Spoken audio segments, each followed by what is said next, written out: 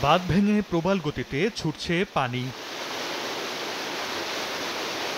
মৌলভীবাজারে দেওয়াছড়া প্রতিরক্ষা বাঁধ ভেঙে পানি ঢুকেছে লোকালয়ে। রহিমপুর ইউনিয়নের বেশ কয়েকটি গ্রাম প্লাবিত হয়েছে, পানিবন্দী হয়ে পড়েছে কয়েকশো পরিবার।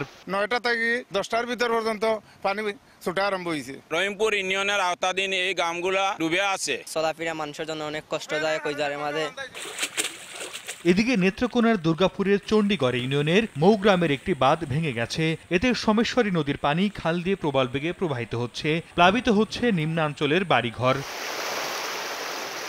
অন্যদিকে উজানের ঢল ও ভারী বৃষ্টিতে বাড়ছে তিস্তার পানি। তীব্র স্রোতে কুড়িগ্রামের রাজারহাট উপজেলার বিদ্যানন্দ ইউনিয়নের কালীর মেলা, গড়িয়ালডাঙ্গার গতিয়াশাম সহ বিভিন্ন পয়েন্টে ভাঙন দেখা দিয়েছে। হুমকিতে রয়েছে মসজিদ ও স্কুল সহ অসংখ্য ঘরবাড়ি। সর্দার মোহাম্মদ আরিফ, সময় সংবাদ।